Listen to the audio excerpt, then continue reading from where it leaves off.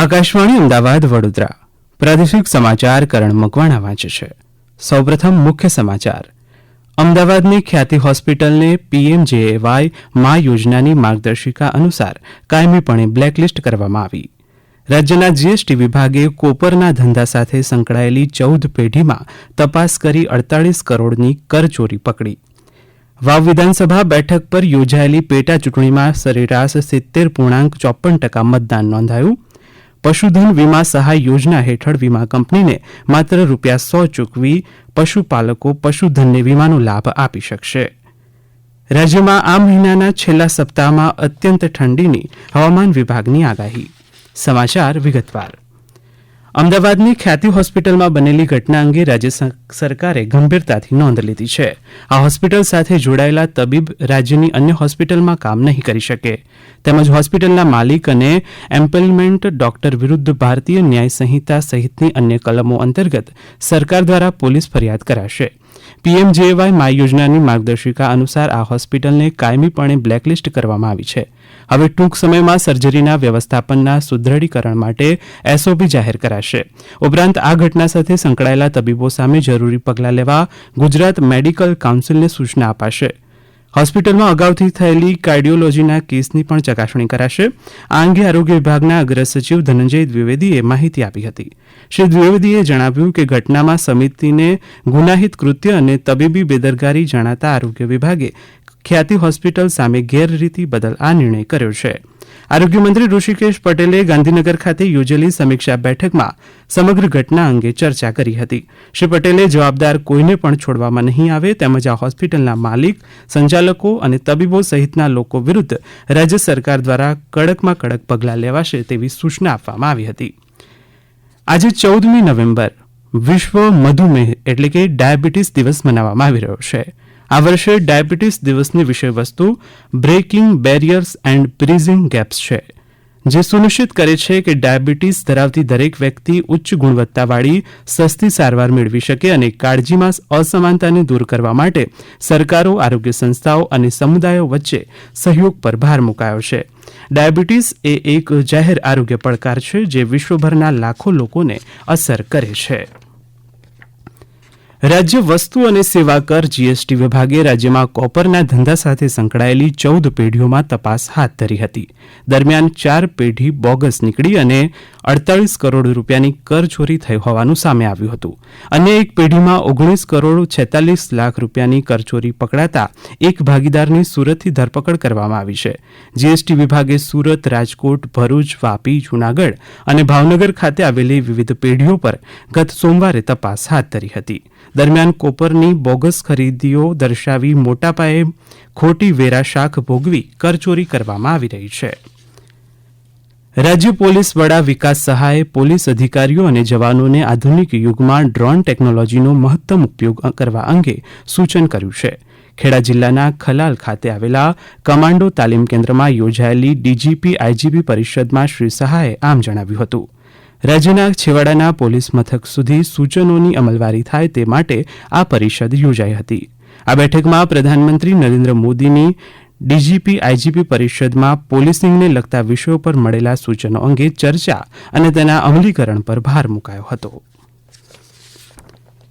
નર્મદા જિલ્લામાં જન યોજના સેતુ પાયલોટ પ્રોજેક્ટનો નાંદોદ તાલુકાના પાટણા ગામેથી પ્રારંભ કરાયો છે. જિલ્લામાં સંવેદનશીલ અને જરૂરિયાતમંદ સમુદાયોને સરકારી યોજનાઓ અને સેવાઓ સરળતાથી ઉપલબ્ધ થાય તેવા આશય સાથે institute of social responsibility and accountability ISRA દ્વારા સામાજિક સંસ્થાના સહયોગથી આ પ્રોજેક્ટ શરૂ કરાયો છે. સામાજિક સુરક્ષાની આ પહેલ નાગરિકો માટે મદદરૂપ થશે તેવો આશાવાદ ISRAના પ્રતિનિધિએ વ્યક્ત કર્યો હતો. સરકારશ્રીની યોજનાઓ અને તેના લાભને પહોંચાડવાનો 1 વર્ષનો કાર્યક્રમ આજથી શરૂ કરવા જઈ રહ્યા છે. જે અંતર્ગત ઈસરાટી વોલેન્ટિયર અને એક્સપર્ટ ટીમ ગામે ગામ કેમ્પ લગાડી લોકો સુધી સરકારશ્રીની યોજનાઓ, લાભ, ઓનલાઈન અને ઓફલાઈન પ્રોસેસ વિશે પણ પૂરી માહિતી આપી અને લોકોને યોજના સુધી જોડવાનું અવિરત કામ કરશે. જે અંતર્ગત ગામના જ વોલેન્ટિયર્સને ટ્રેન કરી કેવી રીતે લોકો સુધી મહત્તમ યોજનાઓ પહોંચાડવી અને એમાં એક સેતુ સ્વરૂપ પ્રશાસન સાથે રહી અને કામ કરવાનો પ્રકલ્પ આજથી લઈ રહ્યા છે. 50,000થી વધુ પરિવાર સુધી પહોંચવાનો અમે એક ટાર્ગેટ રાખ્યો છે, જેમાં વ્યક્તિગત અને જાહેર સમાજની યોજનાઓ, જેમાં અલગ અલગ વય, અલગ અલગ સમુદાયના લોકોને આવરી લેવામાં આવશે. આ સમાચાર આપ આકાશવાણી અમદાવાદ વડોદરા કેન્દ્ર પરથી સાંભળી રહ્યા છો, જે આપ અમારી YouTube channel AIR news Gujarat પરથી પણ સાંભળી શકશો. વધુ સમાચાર માટે આપ અમારા એક્સ હેન્ડલ AIR_news_ABAD ને ફોલો કરી શકો છો. બનાસકાંઠાની વાવ વિધાનસભા બેઠક પર ગઈકાલે યોજાયેલી પેટા ચૂંટણીમાં સરેરાશ 70.54% મતદાન નોંધાયું છે. બનાસકાંઠાના અમારા પ્રતિનિધિ સવજી ચૌધરી જણાવે છે કે વાવ બેઠક માટે કુલ 3,10,775 મતદાર નોંધાયા હતા. ગઈકાલે 1,20,601 પુરુષ મતદાર અને 98,633 મહિલા મતદાર સહિત કુલ 2,19,234 મતદારોએ મતદાન કર્યું હતું. ઉલ્લેખનીય છે કે આ બેઠક પર ભાજપના સ્વરૂપજી ઠાકોર, કોંગ્રેસના ગુલાબસિંહ રાજપૂત અને અપક્ષ ઉમેદવાર માવજી પટેલ સહિત 10 ઉમેદવારો મેદાનમાં છે. છોટાઉદેપુર જિલ્લાના મેજિસ્ટ્રેટ અનિલ ધામેલિયાએ જિલ્લામાં 18થી 23 નવેમ્બર સુધીના દિવસોને ડ્રાય ડે જાહેર કર્યા છે.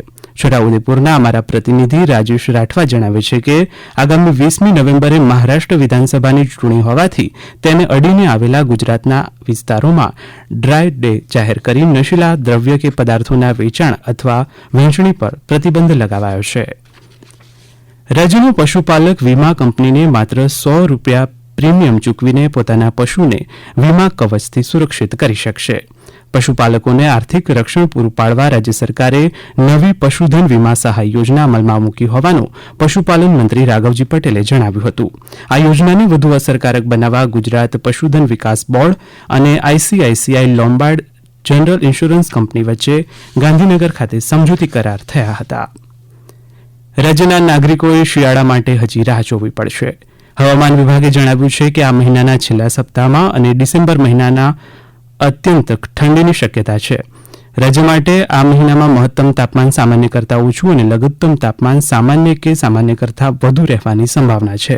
હાલમાં આ મહિનાના પહેલા અઠવાડિયામાં એપ્રિલ જેવી ગરમી અનુભવાઈ રહી છે. હવામાન વિભાગે જણાવ્યું છે કે મહિનાના શરૂઆતના 12 દિવસ રાજ્યના મોટાભાગના જિલ્લાઓમાં લઘુત્તમ અને મહત્તમ તાપમાન સામાન્ય કરતાં વધુ રહ્યું હતું. કચ્છ રણોત્સવમાં પર્યટકો કચ્છની ભાતીગળ સંસ્કૃતિને જોવા આવી રહ્યા છે. તાજેતરમાં વિશ્વ પ્રવાસન સંગઠને ધોરડો ગામને શ્રેષ્ઠ પ્રવાસન ગામ તરીકે જાહેર કરતા આ સ્થળનું મહત્વ વધી ગયું છે. અહીં આવેલા એક પર્યટકે પોતાનો અનુભવ આ રીતે વ્યક્ત કર્યો. कच्छ की संस्कृति तो रंगीन है, एकदम सब अच्छा है. यहाँ का क्यूजीन्स जो खाने का व्यंजन है वो भी सब बहुत अच्छे हैं, फेमस है. तो अब हमें यहाँ पर ये टेंट सिटी में ये सब हमको एक्सपीरियंस करने को मिलेगा और गुजरात टूरिज्म ने बहुत अच्छे से ये डेवलपमेंट किया है.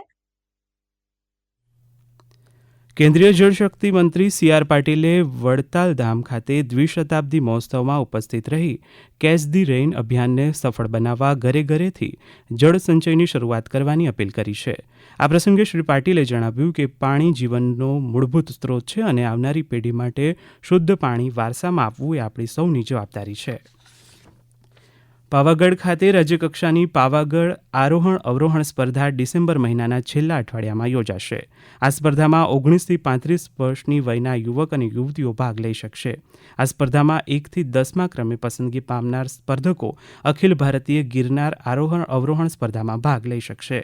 સ્પર્ધામાં ભાગ લેવા માંગતા સ્પર્ધકોએ જિલ્લા યુવા અને સાંસ્કૃતિક પ્રવૃત્તિઓની કચેરી પંચમહાલ ખાતેથી અરજીપત્રક મેળવી 30 નવેમ્બર સુધીમાં રૂબરૂ અથવા ટપાલથી અરજી મોકલવાની રહેશે. રાજ્યમાં પ્રથમવાર ડિજિટલ અરેસ્ટની ઘટનામાં આરોપીનું ચિત્ર એટલે કે સ્કેચ જાહેર કરાયું છે. સુરતમાં બનેલી આવી જ એક ઘટનામાં સુરત પોલીસે આરોપીનું સ્કેચ જાહેર કર્યું છે. ડિજિટલ અરેસ્ટના ભોગ બનેલા ફરિયાદીઓના જણાવ્યા મુજબ આરોપીઓના સ્કેચ બનાવવામાં આવ્યા છે. અંતમાં મુખ્ય સમાચાર. અમદાવાદની ખ્યાતિ હોસ્પિટલને PMJAY મા યોજનાની માર્ગદર્શિકા અનુસાર કાયમીપણે બ્લેકલિસ્ટ કરવામાં આવી. રાજ્યના GST વિભાગે કોપરના ધંધા સાથે સંકળાયેલી 14 પેઢીમાં તપાસ કરી 48 કરોડની કરચોરી પકડી. વાવ વિધાનસભા બેઠક પર યોજાયેલી પેટા ચૂંટણીમાં સરેરાશ 70.54% મતદાન નોંધાયું અને પશુધન વીમા સહાય યોજના હેઠળ વીમા કંપનીને માત્ર ₹100 પ્રીમિયમમાં પશુપાલકો પશુધનને વીમાનો લાભ આપી શકશે. આકાશવાણીના અમદાવાદ વડોદરા કેન્દ્ર પરથી પ્રાદેશિક સમાચાર પૂરા થયા.